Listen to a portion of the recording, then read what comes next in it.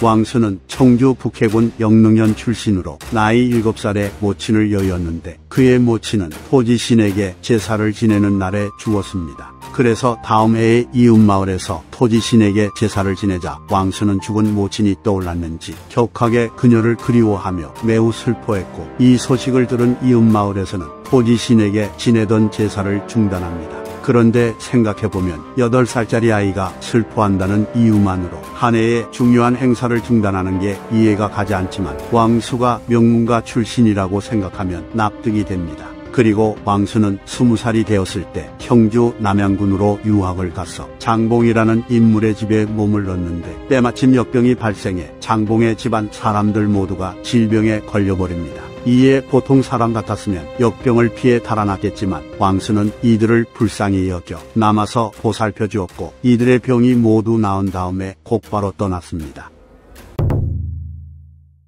초평연간에 북해의 공룡이 왕수를 불러서 주부로 임명했고 고미련의 현령의 직책까지 맡깁니다. 당시 고미련에는 손씨라는 호족이 의리를 앞세우며 횡포를 부리고 있었는데 그의 빈객들은 여러 차례 법을 어기며 백성들의 재산을 강탈하였으나 그들은 항상 범죄를 저지른 뒤 손씨의 집안으로 도망쳐 버렸기에 관리들은 어찌할 줄을 몰라 했습니다. 그래서 왕수는 사태를 파악한 다음 곧바로 관리와 백성들을 인솔해 손씨의 집을 포위하였으나 오히려 손씨는 사병으로 막아 지키며 맞섰고, 이에 관리와 백성들은 두려워하며 감히 다가가지 못했습니다. 그러자 왕수는 관리와 백성들에게 감히 적을 공격하지 않는 자는 적과 같은 죄로 처벌할 것이다 라고 일갈했고, 손씨는 왕수가 압도적인 기백을 보여주자 죄를 범한 자신의 빈객들을 모두 집 밖으로 내보내며 백기를 듭니다. 이 사건 이후로 고미련에서 권세를 믿고 횡포를 부리던 호족들 모두가 두려움에 떨며 왕수에게 복종했습니다. 이처럼 왕수는 관리로서 뛰어난 모습을 보여줬기에 공룡은 그를 효령으로 청구했는데 왕수는 자신보다 더 이름 높은 인물인 병원에게 그 자리를 양보하며 사양했으나 공룡은 왕수의 말을 받아들이지 않습니다. 융집에 따르면 공룡은 왕수에게 그대는 청렴하고 공정하여 자신을 깨끗이 했고 여러 어려운 시험을 거쳤음에도 계책을 쓸 때 과실이 거의 없었으며 자비로운 가르침을 행하며 게으르지 않았소. 나는 그대의 공운을 기리고 그대의 뛰어난 덕행에 응하여 그대를 왕정에 청구한 것인데 어찌 거절하려 하시오 라고 말했습니다. 하지만 당시 천하에서 난이 일어나는 바람에 왕수는 조정으로 나아가지 못하고 북해에 그대로 머무릅니다.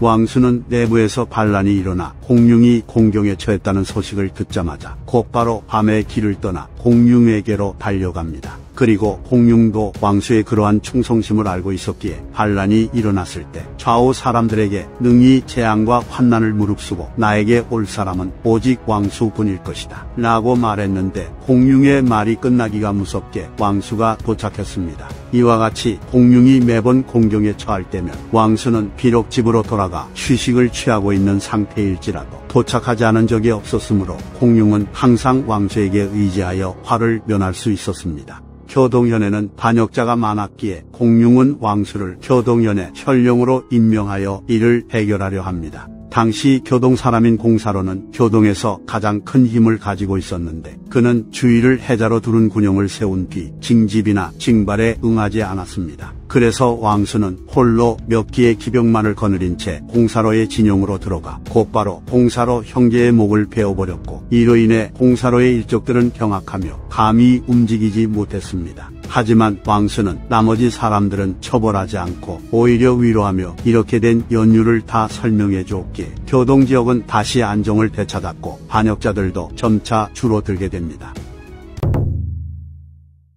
공룡의 세력은 원담의 공격을 막아내지 못하고 결국 멸망했고, 공룡은 조조에게 도망쳤으나 왕수는 청주에 머물렀던 것으로 보입니다. 그래서 왕수는 나중에 원담의 초빙을 받아 그의 치중종사에 임명되었고, 나중에 또 원소가 왕수를 초빙하여 중묵현의 현령으로 임명했으며 또다시 원담이 그를 자신의 별가로 임명한 것을 보면 원시 사람들은 왕수의 재능을 높이 평가했던 것 같습니다. 이후 원소가 죽고 원상과 원담이 후계자 자리를 놓고 다투게 되었을 때 원담은 원상에게 패하고 도망치는 상황에 처했으나 왕수가 관리와 병사들을 이끌고 와서 원담을 도왔습니다. 이에 원담은 기뻐하며 내 군대를 일으킬 사람이 왕별가로구나 라고 말했습니다. 그리고 원담이 원상에게 패했다는 소식이 퍼지자 유순이라는 인물이 무면에서 반란을 일으켰고 여러 성들도 유순에게 호응합니다. 그러자 원담은 탄식하며 지금 주에서 군대를 일으켜 반란이 일어났으니 내가 그렇게 덕이 없다는 말인가 라고 말했는데 왕수는 원담에게 동네 태수 관통이 비록 우해지고 먼 땅에 있으나 이 사람은 배반하지 않았습니다. 부르면 반드시 올 것입니다 라는 조언을 해줍니다. 10여일이 지난 뒤 관통이 원담의 부름을 받아 처자식을 버린 채로 원담을 구원하러 왔기에 원담은 관통을 나간태수로 임명합니다. 원담은 왕수의 도움 덕택에 반란을 진압하고 전열을 재정비한 것으로 보이며 이에 곧바로 원상에게 복수를 하려 했으나 왕수는 원담에게 형제가 돌아가면서 서로를 공격하는 것은 패망하는 길입니다 라고 말하며 반대합니다. 그래서 원담은 불쾌했으나 왕수의 충조를 알았기에 그에게 어떠한 계책을 써야 할지를 물었고 이에 왕수는 원담에게 무릇 형제는 왼손과 오른손과 같습니다. 비유하자면 다른 사람과 장차 싸우려고 하면서 오른손을 자르고는 나는 반드시 이긴다라고 말한다면 이 사람은 과연 승리를 거둘 수 있겠습니까? 무릇 형제를 버리고 친하게 지내지 않으면 천하의 그 누구와 친하게 지낼 수 있겠습니까? 지금 내부에 참수하는 사람이 있어 반드시 그 사이에서 서로 싸우도록 만들어 한때의 이득을 구하고자 하고 있으니 엄컨대 명사군께서는 귀를 막고 듣지 마십시오. 그리고 만약 아첨하는 신하 몇 명의 목을 벤다면 다시 형제가 서로 화목하게 지낼 수 있을 것이며 사방을 방어함으로써 천하를 가로지를 수 있을 것입니다 라고 조언합니다. 하지만 원담은 왕수의 말을 듣지 않았고 결국 원상을 공격하다가 불리해지자 조조에게 구원 요청을 하는 최악의 수를 둡니다.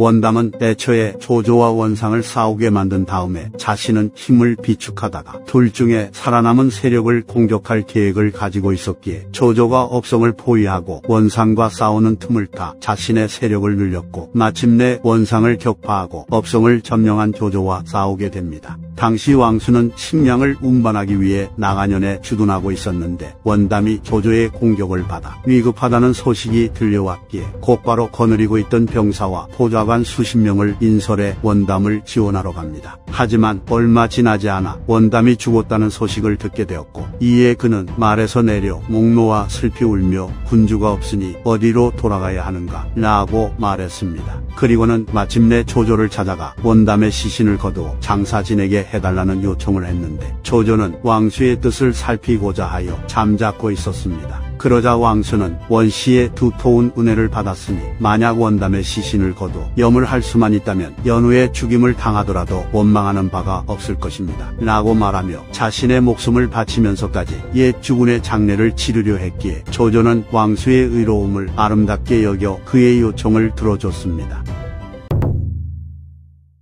조조는 왕수의 충성심을 높이 평가했는지 그에게 군량 감독을 맡겼고 이에 왕수는 다시 나간으로 돌아옵니다. 그리고 원담이 조조에게 격파된 뒤 대부분의 성들은 항복했으나 오직 관통만이 나간에 있으면서 조조의 명령을 따르지 않았기에 조조는 왕수에게 관통의 목을 베라는 명을 내립니다. 하지만 왕수는 관통이 만국의 충신이라 하여 그를 설득하고는 포박을 풀어준 뒤 조조에게 가서 투항하도록 했으므로 조조는 매우 기뻐하며 관통의 죄를 용서해줍니다. 또한 일찍이 조조가 옥을 격파하고 나서 호족들의 재산을 조사하고 몰수했는데 대부분의 기주 호족들은 많은 재산을 축적하고 있었습니다. 그러나 남피를 격파하고 나서 왕수의 집을 조사했을 때는 창고에 곡식이 거의 없었고 책만 수백 권 있었기에 조조는 탄식하며 선비가 헛되이 유명해지지는 않는구나 라고 말한 뒤 곧바로 예를 갖춰 왕수를 초빙해 사공년으로 삼았고 사금 중랑장을 대행하게 했으며 위군 태수로 승진시킵니다.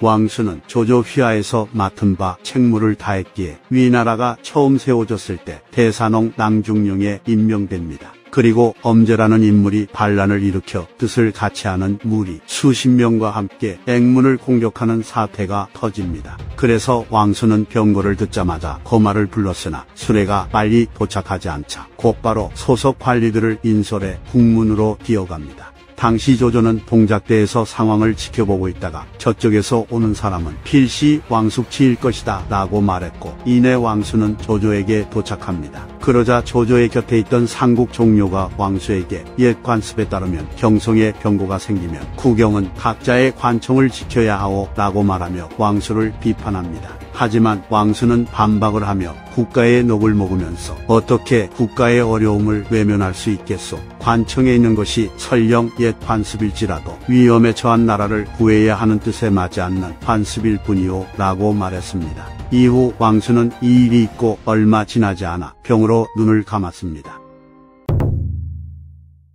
왕수가 원담의 휘하에 있었을 때 별가 유원이 여러 차례 왕수의 결점을 들추어 헐뜯다가 오히려 유원 자신이 죽을 죄를 저지르게 되었는데, 하필이면 왕수가 그 재판을 담당하게 됩니다. 하지만 왕수는 사적인 감정을 배제하고 유원이 죄를 면할 수 있는 판결을 내렸으므로 당시 사람들은 왕수의 행동을 매우 아름답게 여겼습니다. 왕수는 통치를 함에 있어 강한 자를 억누르고 약한 자를 도왔으며 상벌을 명확하게 했기 때문에 백성들이 늘 칭송했습니다. 조조가 육형의 시행에 관해 논했을 때 왕수가 아직 시행할 시기가 아니라고 주장했기에 조조는 그의 의견을 채택했습니다. 이상 삼국지 인물열전 왕수편 마치겠습니다. 시청해주신 휴머님들께 감사드립니다.